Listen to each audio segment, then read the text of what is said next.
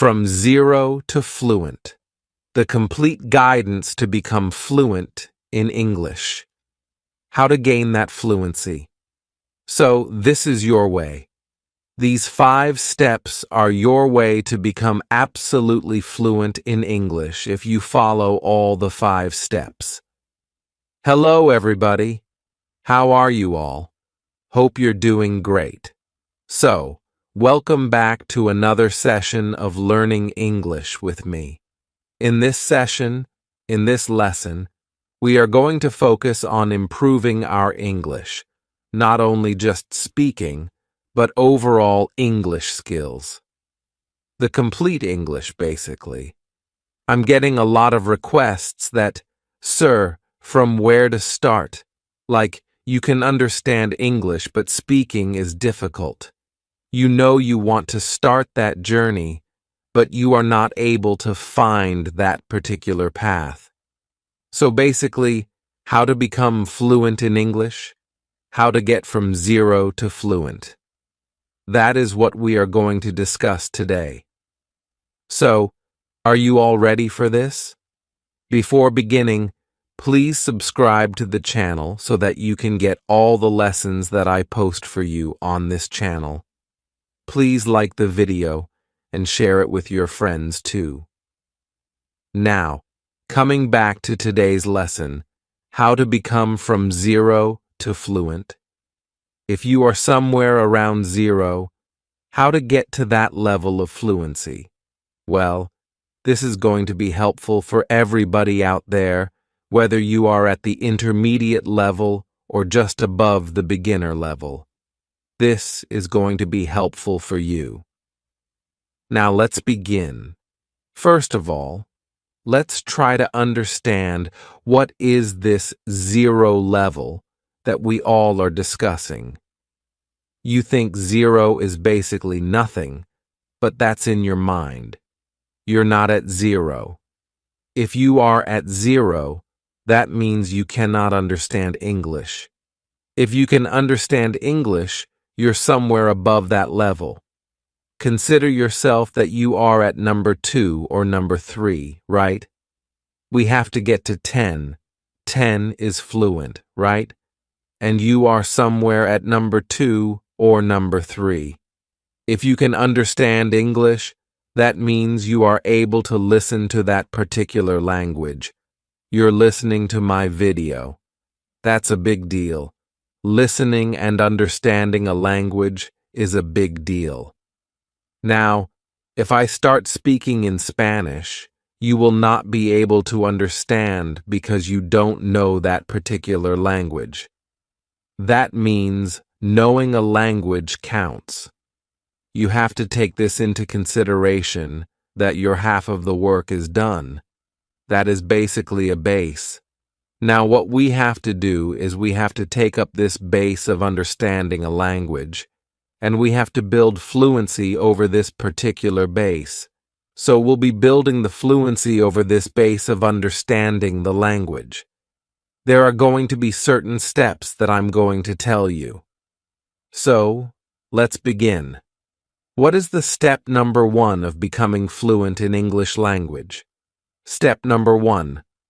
Step number 1 of becoming fluent in English is survival English. So, if you're starting somewhere from a beginning level, then you have to focus on survival English. I think everybody must focus on survival English. That is a must if you want to become fluent in English. What is survival English? Basically, survival English is the component of spoken English. We never use survival English in written English because we need proper structures to write, but often when we are speaking English, we can miss out on the structures and just speak out the meaningful part of a sentence so that we can make the other person understand what we're trying to say. The other person can understand that particular thing. Now imagine if you are in an English-speaking country, okay? Nobody understands your native language. You cannot form a proper sentence because you might not be so sure about the grammar structure and all that.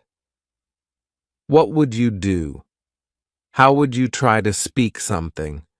You will speak some kind of broken language, right? You might speak certain words with meaning. For example, you're feeling hungry. You want to find a restaurant. What would you do? You would approach a native person. You might say, food, hungry, restaurant. These three words are making a connection in mind. As soon as I say, food, hungry, restaurant, a person would be able to tell, okay, this person is feeling hungry and they want the direction to some restaurant. So they'll tell you, or they would drop you at a restaurant, or they would tell you the way to a restaurant, and there you can place an order. There, what you can do is you can call out just the names of the food items. You can say, price, and the person would tell you the price, right? These words are meaningful words. They carry certain meanings, okay?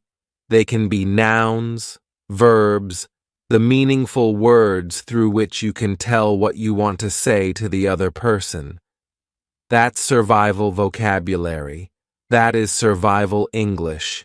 Your grammar structures like is, am, are, structures like does, do, did, have, had. These are not a part of survival English. No.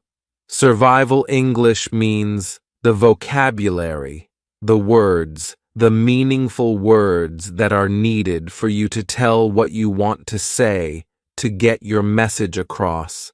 And if you're able to do that, that's your survival English, the basic English, the minimum English you must know in order to survive for one single day in an English-speaking country, in an English-speaking environment. That is your survival English. So, this survival English is very important because once you know the survival English, you gain confidence to speak English. Now, you can start speaking English. And when we are talking about speaking, now is the time to discuss step number 2. Step number 2 to become fluent in English. Step number 2 is to start speaking from day 1. Start speaking from day 1. This is something that I've discussed with you again and again throughout my videos. I have a dedicated video on this particular thing, that is, start speaking from day 1. Start speaking English from day 1. So, that is the video that you can go check out. Now, why is it important for you to start speaking from day 1? Because the more you delay in speaking English, the more you'll hesitate to speak it. If you start speaking from day 1, whatever you are learning, the vocabulary, maybe the grammar structure, any English, any component of English you're learning, you're listening to something, you'll be able to use it in your speaking because the end goal is to speak. We're talking about becoming fluent in English. That means you want to become a fluent English speaker. Speaking is a skill which comes with practice. So, if you don't start speaking from day 1, it's going to affect the way you speak. A lot of times people think, let us improve our vocabulary. Let us practice some more grammar rules. Let us listen for a month at least, and then we'll speak. No. Everything must go hand in hand. Speaking and everything else in English at the other hand, and both the things, they must go side by side. That is something that you're supposed to do. So, start speaking from day 1. That's very important so that you can practice these mouth muscles. You can practice speaking in English. You can become fluent in English because through this practice over time, you'll become fluent. You cannot achieve it in one single day. For example, I'm just looking at some recipes. Let me give you an example like that. I'm watching the videos again and again. I'm looking at the recipe again and again. I'm reading it, and one day I'm thinking, I have done this a lot. Now let me prepare it. Would I be able to make something perfect in my first attempt? Obviously not. It would not come out as perfect, and that is what a lot of people think. That we are going to practice vocabulary for a month, then maybe grammar for another month, reading for another month, and then after that, we'll start speaking. When we'll think that we are really good at grammar, good at vocabulary, we know a lot of words, and the English would be perfect. This would not happen. All of the steps and the process are there. It's going to be there. So that day, one must be today, not after 2 months, not after 3 months. No. That day one of speaking should be day one of learning English, of your learning journey. So start speaking from day one to become fluent in English. So step number 3 now. Step number 3 is again very important. That is the good English input. The good English input. That means a lot of times we need to put input. That is, language is something that often needs a particular model where we are receiving information and then producing. So, how do you learn your native language? By listening to that particular language a lot and then reading it. When you go to school, when kids go to school, they read the language a lot there. So, by listening and reading, we are taking input in a language, and through speaking and writing, we're producing the output. Now, in order to produce good output, that is, in order to speak fluent English, first of all, we have to listen to the language a lot. Listening is very important. It's the most important factor, the most important format of input, more important than reading. Why? Because you are listening to good models of pronunciation, the way a sound is made, it is produced, how a sentence is spoken, what is the rhythm, in which way. So you listen to good models of speaking. That is very important. From where do you get all these models? From movies, songs, web series, TV series, YouTube channels that are in English. So all these resources act as your listening resources. Apart from there, you also get to listen to a lot of academically curated stuff, especially designed for English language learners. So you can listen to that too. Good models of listening. Now you need listening resources. You need to listen. Listening is very important because once you listen to something, you're able to catch on words, phrases, everything, the pronunciation.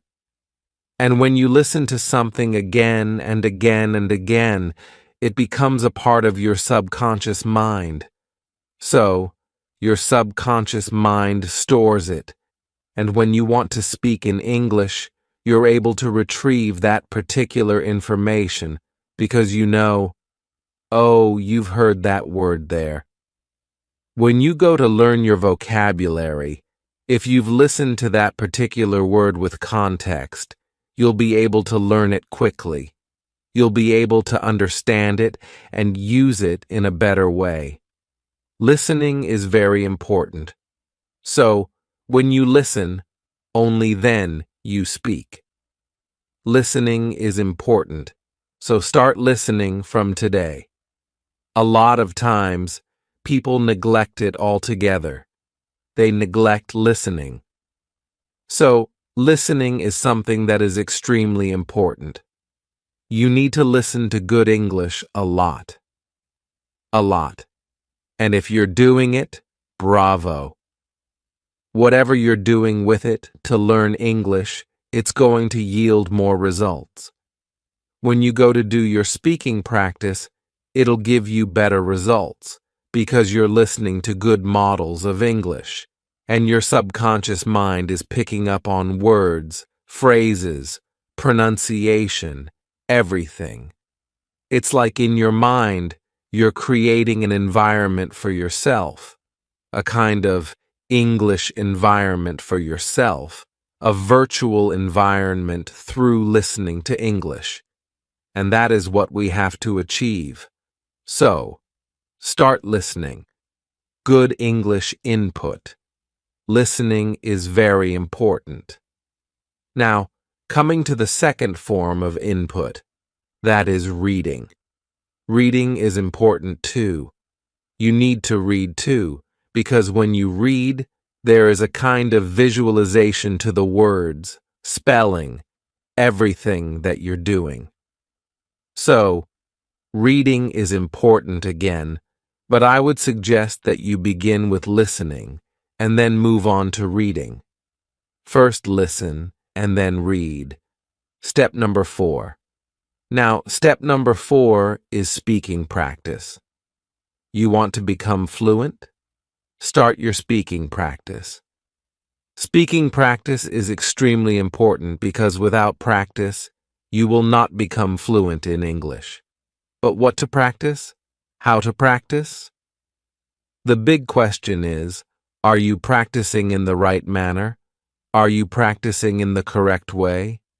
Because you might be practicing a lot, and you might not see the results. There is no direction to your practice. There is no particular goal to your practice. You're practicing the same thing again and again and again. And after some time, it becomes a vicious cycle where you're just ending up practicing just like that, and you are not able to see any results. Why is this happening? Because there is no particular aim, no particular direction, or no strategy to that practice. Now, what you're supposed to do in order to have a particular strategy, you must have a particular technique. For example, I've discussed the mirror talk technique with all of you. That is a practice technique. Mirror talk technique is a practice technique. So, are you taking a proper technique that is in the proper manner? That's very important. Are you taking up different techniques in order to practice your speaking skills? That is again a big factor. So, speaking practice is very important. You need to spare some time every day for your speaking practice. That is a must. Something that you must do. Now, from where to get all these techniques and all that? I have so many lessons, video lessons. I have a particular lesson where I'm telling you about 12 different techniques to practice English speaking. 12 techniques to practice English speaking. Go check out the lesson.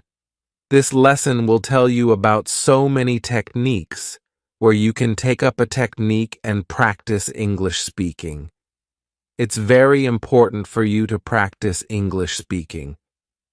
Now, apart from this, I give you English speaking practice lessons. So, there are so many speaking lessons where you speak with me, you repeat after me, you shadow me, you do shadowing. There is a particular playlist where you can go check out all the lessons where I give you speaking practice. You do speaking practice under my guidance, and that is also very important, to do speaking practice under the guidance of a tutor, a teacher. And I have launched these free video series here on YouTube for you. Go check out the lessons, check out the particular playlist, and start practicing with me. So, speaking practice is very important. Work on your speaking practice. Speaking practice is not something that you just take up lightly, just like that. You need to work on it. Work, do your speaking practice, and see the result. Step number 5. Well, step number 5 is basic grammar. Now, grammar is something that a lot of people neglect. There are 2 types of people that I've seen. The first one, they want to just learn grammar and grammar and grammar. They focus too much on grammar, all the grammar rules and everything. The other one, they want to escape grammar. It's like, I want to speak fluent English, but I don't want to learn any grammar. This is not how it's going to work. Both of the examples are extremes. You are at the extreme ends of a particular string. You have to create a balance in the middle. You have heard the concept of the center of gravity, right? That's what we have to do, create a balance. For that, you need to learn some basic English concepts that would help you perfect your sentence structures. I'm not saying that go learn all the complex grammar structures, the complex grammar rules and all that. That's fine if you have no academic requirement for it. You're not appearing for some kind of academic exam where you are required to perfect your grammar extremely. If you're just learning it for your professional purposes, conversational purposes, just like an everyday usage kind of thing, you don't need very typical grammar structures. No. But basic grammar structures we all must learn in order to become fluent in English. Because when you know the basic grammar structure, the basic things, for example, do, does, did, that's the basic grammar, simple basic grammar, a very simple concept. If you know this, you'll be able to form your sentence structure in a better way. If you know how to form your sentence structure, you'll be confident in yourself that, okay, I can do this, I can speak accurate English. That automatically increases your fluency. When you're not sure about grammar structure, you fumble a lot because you're not able to form a particular sentence.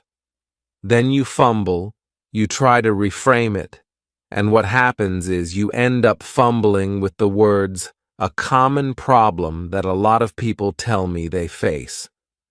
So, if you focus on your basic grammar, you'll overcome these particular problems of forming sentences, correct sentences, accurate sentences, fluent sentences in English. Fluency will come to you with time if you learn basic grammar. Basic grammar is important. From where to learn that basic grammar? No worries. I have launched the Basic Grammar series where I take the basic grammar that is important for spoken English, totally focused on spoken English, not the written English. Although that's a part of written English too, these basic grammar series are focused on spoken English, the kind of grammar that you need to speak fluent and correct English, accurate English. So go check out the playlist of Basic Grammar series. You'll get the lessons which are important for you to become fluent in the English language. So yes, grammar is important. A question that a lot of people ask is grammar important? Yes, grammar is important, but the basic grammar is important. A few concepts are there which are really important for you to cover if you want to speak fluent English. Okay, so now it's time for a bonus step. You can call it step number 6, or a bonus step. That is, you need to focus on all the 4 skills if you want to become fluent in the English language. All the 4 skills. See, there are 4 skills. I've already discussed the skills of input from where you receive information, right? The four skills are known as LSRW: listening, speaking, reading, writing. So you listen, you speak, you read, you write. These are four skills, kind of four pillars of any language in the world. So if you're trying to master a language as a skill in order to speak it, you have to focus on this particular language as you would focus on a skill, not in a way you approach a subject kind of learning. No, you have to consider it as a skill, and this skill of speaking is supported by the other three pillars: listening, reading, writing. So, do not forget to pay equal attention to each and every pillar. Writing is also important. That's why I always suggest journal writing. You must have seen my video lessons on journal writing. Why do I suggest that to you? So that you can practice writing in some format. Even if you are at a place right now where you would not be required to write something academically, like writing skills are kind of secondary for you, speaking is primarily important. Still, writing from time to time improves your speaking. All the four skills support each other. They support each other. That's why focusing on all four of them is extremely important. So, improve your speaking, listen, read, and do not forget to practice writing from time to time, something that you must do. So, focus on all the four skills if you want to become fluent in the English language. Now, with this, we come to an end to the complete process of becoming fluent in English, from zero to fluent. The complete guidance to become fluent in English, how to gain that fluency. So, this is your way. These 5 steps are your way to become absolutely fluent in English. If you follow all the 5 steps, it's a guarantee that you will become fluent in English, because these are the 5 pillars of becoming fluent in the English language. Something that I've given you today, a formula that is going to be an absolute game changer for you in becoming fluent in English speaking. You want to become a fluent English speaker? Follow everything that I've told you today in this lesson.